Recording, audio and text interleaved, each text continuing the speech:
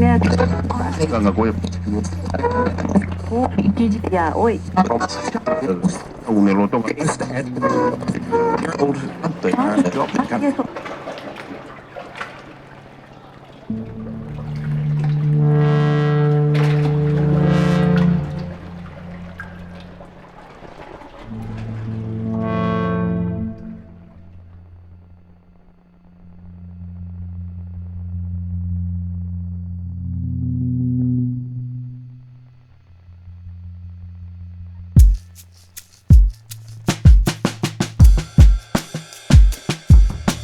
Bulletin లో breaking news చూస్తున్నాం.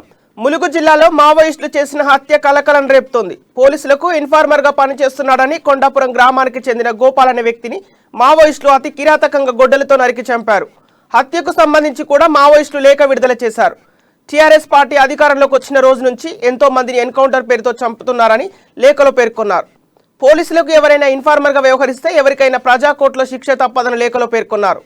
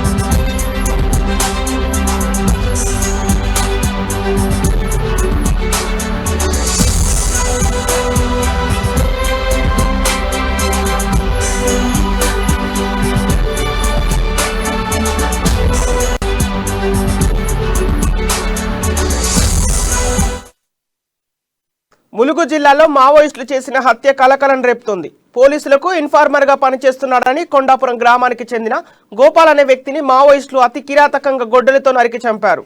హత్యకు సంబంధించి కూడా మావోయిస్టులు లేఖ విడుదల చేశారు. టీఆర్ఎస్ పార్టీ అధికారంలోకి వచ్చిన రోజు నుంచి ఎంతో మందిని ఎన్కౌంటర్ పేరుతో చంపేస్తున్నారని లేఖలో పేర్కొన్నారు. పోలీసులకు ఎవరైనా ఇన్ఫార్మర్ గా వ్యవహరిస్తే ఎవరికైనా ప్రజా కోర్టులో శిక్ష తప్పదని లేఖలో పేర్కొన్నారు. ఇక ములుగు జిల్లాలో మావోయిస్టులు చేసిన హత్యకు సంబంధించి వరంగల్ రీజనల్ కోఆర్డినేటర్ హరికృష్ణ మరింత సమాచారం అందిస్తారు. Thank you Sampath. మరోసారి మావోయిస్టులు తన ఉనికిని చాటుకున్నారని చెప్పవచ్చు. ముఖ్యంగా ఇటు ములుగు జిల్లాలోని వెంకటాపురం మండలంలో ఇటు మావోయిస్టులు మాత్రం ఘాతకానికి పూనుకున్నారు. ఇటు పోలీసులకు ఇన్ఫార్మర్ గా పనిచేస్తున్నాడనే నెపంతో ఇటు ఏదైతే ములుగు జిల్లా వెంకటాపురం మండలం కొండాపురం గ్రామానికి చెందిన సప్పక గోపాల్ అనే వ్యక్తిని అతి కిరాతకంగా గొడ్డలతో నరికి చంపారు మావోయిస్టులు. అయితే గత కొద్ది కాలం నుండి కూడా ఇటు పోలీసులకు ఇన్ఫార్మర్ గా పనిచేస్తున్నాడనే నెపంతో మావోయిస్టులు హత్య చేసినట్టు కూడా ఒక లేఖ విడుదల చేశారు మావోయిస్టులు. ఇప్పటికే ఇటు టీఆర్ఎస్ పార్టీ అధికారంలోకి వచ్చిన కాడి నుండి ఎంతో మందిని ఎన్కౌంటర్ పేరుతో చంపించారంటూ లేఖలో వెల్లడించారు. ఎవరైనా ఇటు పోలీసులకు ఇన్ఫార్మర్ గా వ్యవహరిస్తే ఎవరికైనా ప్రజా కోర్టులో శిక్ష తప్పదంటూ కూడా ఇటు లేఖ ద్వారా మావోయిస్టులు తెలిపారు. ముఖ్యంగా ఇప్పటికే ఇటు ములుగు జిల్లాలో డీజీపీ పర్యటించిన 15 రోజుల గడవక ముందే ఈ ఘటన చోటు చేసుకోవడం కూడా ఇటు ములుగు జిల్లాలో తీవ్ర కలకలం రేపుతుందని కూడా చెప్పచ్చు. ఇప్పటికే ఇటు ఏజెన్సీలో ఇటు డీజీపీ పర్యటించిన మరుక్షణం నుండి ఇటు మావోయిస్టులు మాత్రం ఇటు పోలీసు సంబంధించిన ఇన్ఫార్మర్ల సంబంధించి కూడా ప్రత్యేక నిఘాను ఏర్పాటు చేశారు. వారి ఇన్ఫార్మర్ల సంబంధించి కూడా ఇటు కదలికలను కూడా మావోయిస్టులు ఎప్పటికప్పుడు కూడా తెలుసుకున్న మావోయిస్టులు ఇటు పోలీసులకు మావోయిస్టులకు సంబంధించి కూడా సమాచారాన్ని చేరవేస్తున్నారు. ఇటు ఇన్ఫార్మర్ గా పనిచేస్తున్నాడనే ఆలోచనకు వచ్చిన మావోయిస్టులు కూడా ఇతని గ్రామం ఇంటి నుండి బయటకు తీసుకొచ్చి కూడా అతి కిరాతకంగా గొడవలతో నరికి చంపారు మావోయిస్టులు. అయితే గిరిజనుడికి సంబంధించి కూడా మావోయిస్టులు హత్య చేయడంతో ఇటు తాజా ఘటనతో మాత్రం ఏజెన్సీలో మాత్రం ప్రజలు మాత్రం బిక్కుబిక్కుమంటూ కూడా జీవనం గడుపుతున్న పరిస్థితి కనబడుతుంది. ఇప్పటికైనా ఇటు పోలీసులకు ఇన్ఫార్మర్ గా పనిచేస్తే మాత్రం ప్రజా కోర్టులో మాత్రం శిక్ష తప్పదంటూ కూడా మావోయిస్టులు మాత్రం హెచ్చరించిన పరిస్థితి ఉంది. అయితే ముఖ్యంగా ఏదైతే ఇటు మావోయిస్టులు హత్యకు పూనుకున్నారో ఈ హత్యకు సంబంధించి కూడా ఇప్పటికైతే ములుగు జిల్లా వ్యాప్తంగా కూడా హై అలర్ట్ ప్రకటించాలని కూడా చెప్పవచ్చు. ముఖ్యంగా ఇటు మావోయిస్టులకు సంబంధించి కూడా పోలీసులు ఇటు ములుగు జిల్లాలో ఇటు ప్రధాన కూడల వద్ద ఇటు ములుగు వాజేడు వెంకటాపురం ఇటు భద్రాచలం వెళ్లే జాతీయ రహదారులకు సంబంధించి కూడా ప్రధాన కూడల వద్ద కూడా పోలీసులు విస్తృతంగా తనిఖీలు నిర్వహిస్తున్నారు. ప్రతి వాహనాన్ని కూడా ఆపి క్షుణ్ణంగా తనిఖీలు చేసి వదిలిపెడుతున్న పరిస్థితి కనబడుతుంది. అయితే హత్యకు సంబంధించి కూడా కారణాలు అసలు ఏవై ఉంటాయి, ఏ కోణంలో మావోయిస్టులు హత్య చేశారనే కోణంలో మాత్రం పోలీసులు ఆరాధిస్తున్న పరిస్థితి కనబడుతుంది. ముఖ్యంగా కుటుంబ సభ్యులు తెలిపిన వివరాల ప్రకారం అయితే ఇటు మావోయిస్టులు రాత్రి 9 గంటలకు మావోయిస్టులు ఇంటికి వచ్చినట్లు కూడా కుటుంబ సభ్యులు చెప్తున్నారు. ఇటు పోలీసులకు ఇన్ఫార్మర్ గా పనిచేస్తున్నాము, ఇది మంచి పద్ధతి కాదు అని గతంలో కూడా మిమ్మల్ని హెచ్చరించినా కూడా మీ తీరు మారడం లేదు, మీరు మావోయిస్టులకు సంబంధించి కూడా సమాచారాన్ని మావోయిస్టుల కదలికలకు సంబంధించి కూడా పోలీసులకు చేరవేస్తున్నారని అంటూ కూడా ఇటు మావోయిస్టులు మాట్లాడుతుండగా ఒక్కసారిగా తన ఇంటి నుండి తమ్ముడి ఇంటి వద్దకు ఉరుకుతుండగా మాత్రం మావోయిస్టులు వారి దగ్గర ఉన్న ఇటు కత్తులు గుడ్డలతో ఉన్న మావోయిస్టులు కూడా వారిని గుడ్డలతో నరికి చంపినట్టు కూడా ఇటు కుటుంబ సభ్యులైతే చెప్తున్న పరిస్థితి కనబడుతుంది. ఒక్కసారిగా ఏదైతే ఇటు గిరిజనుని ఈ విధంగా మావోయిస్టులు హత్య చేసిన నేపథ్యంలో మాత్రం ఒక్కసారిగా ఇటు ప్రజలు మాత్రం ఇటు భయాందోళనకు గురైన పరిస్థితి కనబడుతుంది. అయితే ఈయన గత కొంతకాలంగా కొన్ని సంవత్సరాల క్రితం ఛత్తీస్గఢ్ నుండి ఇటు వెంకటాపురం మండలానికి వచ్చినట్టు అక్కడ వ్యవసాయ భూమి తీసుకొని కూడా వ్యవసాయం చేస్తూ కూడా ఉంటున్నట్టు కూడా చెప్తున్నారు. అయితే ఈ మధ్యకాలంలో ఇటు పోలీసులకు ఇటు ఇన్ఫార్మర్ గా పనిచేస్తున్నారని సమాచారం ఉన్న నేపథ్యంలో కూడా ఇటు మావోయిస్టులు మాత్రం అతని పైన మాత్రం రెక్కి నిర్వహించారు. వాస్తవానికి పోలీసులకు సంబంధించి కూడా ఇన్ఫర్మేషన్ చేరవేస్తున్నారనే నేపథ్యం మాత్రం అతి కీలకంగా కోటి చంపిన పరిస్థితి ఉంది. Sampath. Okay, thank you Harikrishna.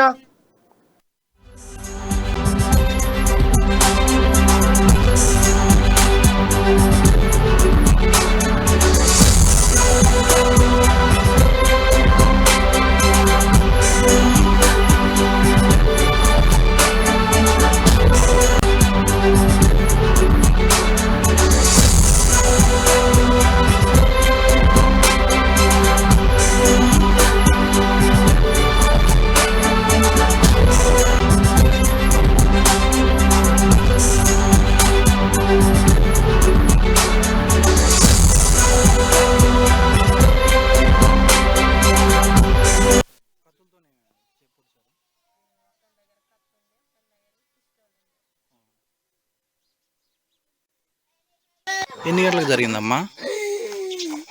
ఎన్ని గంటలకు జరిగింది?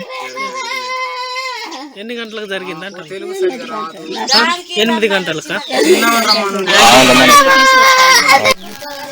ఎంతమంది వచ్చారు? ఎంత సమయం? ఎన్ని గంటలకు అమ్మా? అమ్మా 9 గంటలు. ఎంతమంది వచ్చారు? నలుగురు వచ్చారు. ఎక్కడ ఇంట్లో ఉన్నారా? ఆ ఇంట్లో ఉన్నారా? ఇక్కడే ఉన్నారా? ఇదే ఇల్లు మీది? అక్కడి నుంచి ఇక్కడ ఉరికొచ్చింది మా ఆయన. అక్కడ నుంచి ఇక్కడ తీసుకొచ్చారా? ఉరికొచ్చింది నాలుగు గెందుకొచ్చింది. తీసుకొచ్చారా? గెందుకొచ్చి ఇక్కడే నరికింది. ఇంకా పడిపోయింది కింద. 4 మనుషులు ఆయనని ఇటు నుంచి అటు నుంచి పొడిసిండు, ఉరికిండు 4 మనుషులు. ఎందుకోసం ఇలా చెప్పారా మీకు ఏమన్నా? కానీ పోలీసులు సపోర్ట్ చేస్తానని పేపర్లో రాసి చెప్పారు. మీరు వాళ్ళతో మాట్లాడారు ఏమన్నా? మీరు లేదండి మాట్లాడేది. ఆయన ఎప్పుడు సేన్ కాడే ఉంటాడు. మిరప సేని ఎక్సైజ్ చేస్తాడు. పొద్దున్న లేస్తే సేన్ కాడనే ఉంటాడు. మీ పేరేం పేరు? కమల సప్పక. భార్య నువ్వు? ఎంతమంది పిల్లలు? ఎంతమంది? నాకు ఇద్దరు పిల్లలు. ఇద్దరు భార్యలు? ఒక భార్య? ఇద్దరు భార్య. నువ్వు చిన్నావా? నేను చిన్న. ఆమెకి ఎంతమంది పిల్లలు? ముగ్గురు పిల్లలు. కొడుకు, 2 అమ్మాయిలు. పెద్ద అమ్మాయి పెళ్ళి అయింది, 2 పిల్లలు. కత్తులతోనే చెప్పుడు